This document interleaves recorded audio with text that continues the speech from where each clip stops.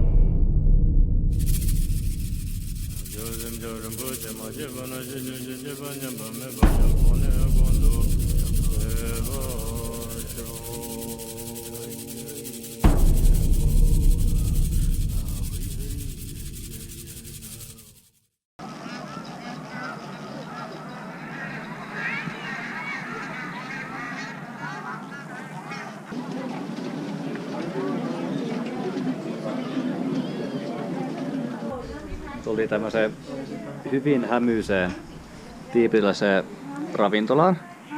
Ja siellä on, mitä me saatiin, jotain tämmöistä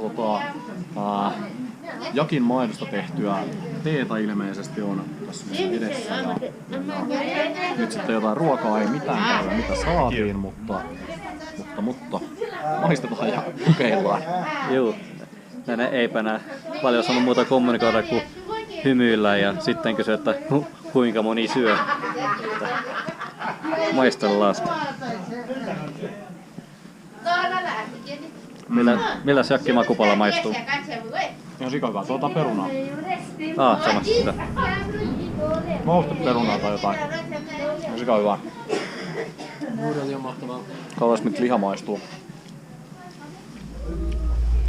Vähän sitkeitä, mutta ihan hyvää. Lhaasan lämpö yllätti autoilijat ja tässä nyt pojilla on pikku strippitauko menossa. Sukkaa pois! Mites hei Juha, kun sulla on noi talvikengät, onks yhtään kuuma? Vähän on kyllä oikein soja. Onneksi on villasukat pois. Villasukat otit jo pois. Tässä on yksi maamerkki, joka ei kyllä kuuluisi saada yhtään ylimääräistä huomiota. Mutta tähän täysin vastapäätä Potala-palatsia kiinalaiset ovat rakentaneet rauhanomaisen vapautuksen aukion ja rauhanomaisen vapautuksen maamerkin. Näille tiibetiläisille se on kuin iso keskisormi. Tämän aikana, mitä Kiina kutsuu rauhanomaiseksi vapautukseksi, noin 1 miljoona tiibetiläistä kuoli ja maan todellinen johtaja Dalai Lama ajettiin maanpakoon. Hänestä seuraavana arvojärjestyksessä oleva Panchen Lama kaapattiin 6-vuotiaana ja Kiina on asettanut oman myyrän istumaan Panchen Laman paikalle. Panchen Lama valitsee nykyisen Dalai Laman jatkajan, minkä takia hän on sanonut, ettei hän uudelleen synny miehitettyyn Tiibettiin. Tiibetissä Dalai Laman kuvan tai Tiibetin lipun hallussapidosta joutuu pitkäksi ajaksi linnaan. Siksi itsekin salakuljetin oman poliittisesti hyvin tulenaran julisteen kirjavälissä piilossa. Edelleen tiibetiläisiä lähtee maanpakoon arviolta 3000 vuositahtia. Suuri osa lähtee vapaan elämän perässä Intiaan, Nepaliin tai Bhutaniin, jos vain selviävät hengissä Himalajan vuoristoista ja siellä päivystävistä kiinalaissotilaista. Travellerin, backpackerin tai perusturistin on hyvä tietää matkustavansa sotilaallisesti miehitettyyn maahan. Ei tule sitten yllätyksenä kadulla kulkevat sotilaat ja valtateillä liikuteltava armeijakalusto. Myös matkaluvat ja opas pitää hankkia etukäteen.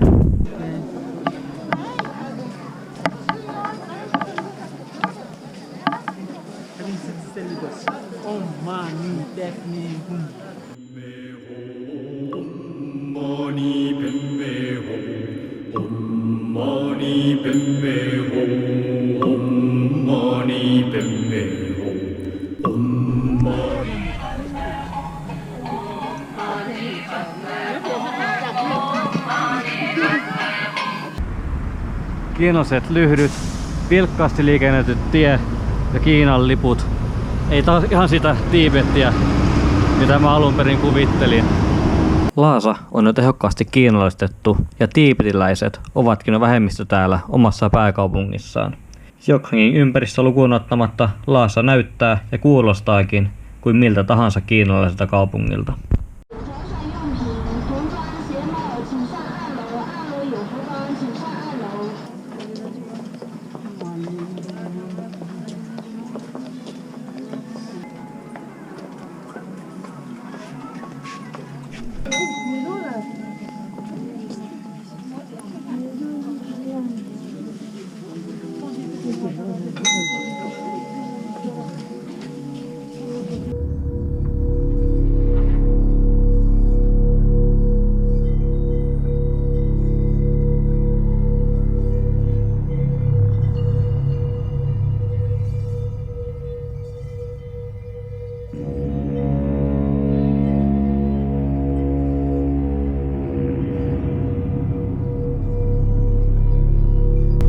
Road trip! Woo!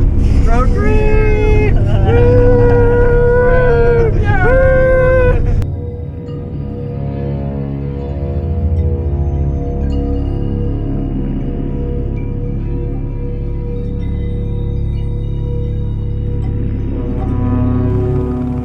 Road trip on edennyt joen rantaan.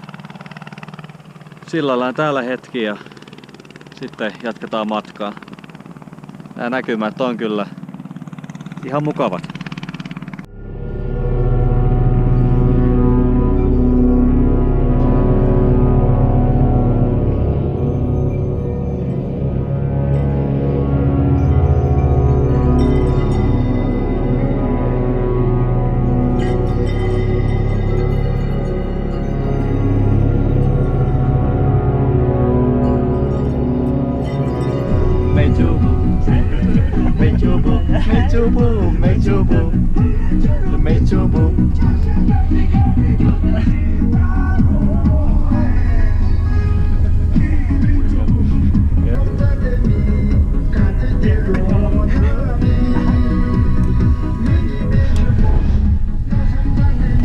Jakki. Ollaan nyt jo noustu lähes 4300 metriä ja kyllä se alkaa taas hengityksessä huomaamaan. Nostaa vielä hetki ja sitten päästään vielä ylemmille maisemille. Täällä sitä ollaan 5000 metrissä ja vitun korkealla. Mä oon teidän kaikkien yläpuolella.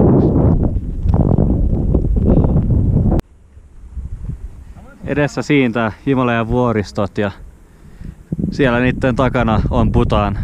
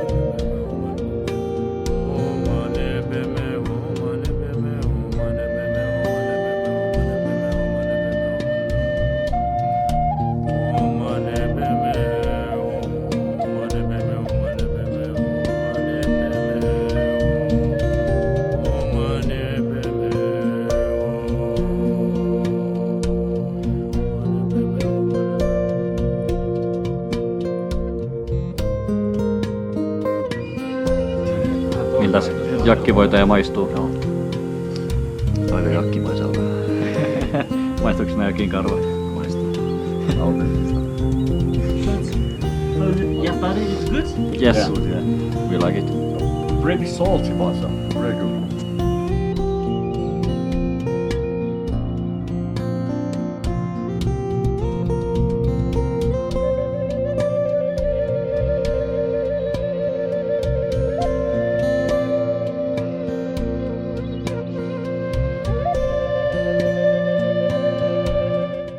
Nämä paikalliset tässä kunnostaa osittain tuhoutunutta temppeliä ja no, ketä sen on tuhonnut?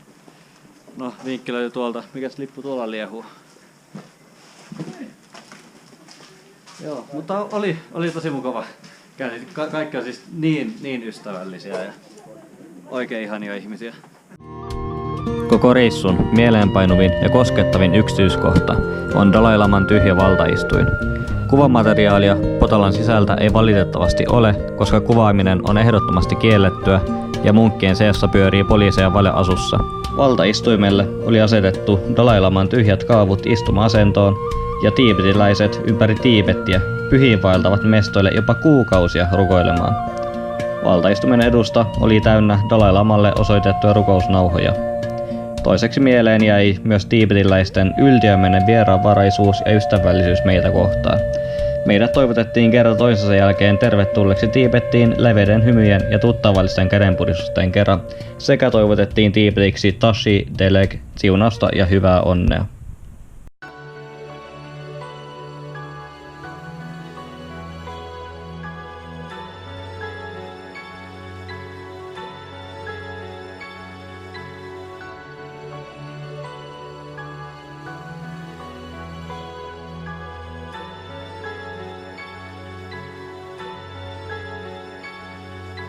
Praying for the lonely land, waiting freedom of a holy land. It's been a long time that we haven't been there. Praying for the lonely land, waiting freedom of a holy land. It's been a long time that we haven't seen it. Told me by my grandparents, a question arises inside my brain. Will we ever get a country back? Looking around for answers of what's inside of me, telling me to think about it. Positively stand strongly, you need to start speaking out of your boundary. Our country is commanding and demanding us to raise a voice, cause we can't fight alone, so there is no choice. So better raise a voice. We'll raise a voice. See, I raise mine, you raise yours. Feel me, better feel me. Feel for the heroes who self-immolated themselves, just for the sake of our country, just for the sake of our generations to come by. No extinction, we don't need one. War, please help us. War, please help us. Many people are dying young, and we here alive, enjoy human rights. So it hurts real bad inside here. Closely stand for us, stand for Tibetans around the world, stand for Tibet. Free Tibet.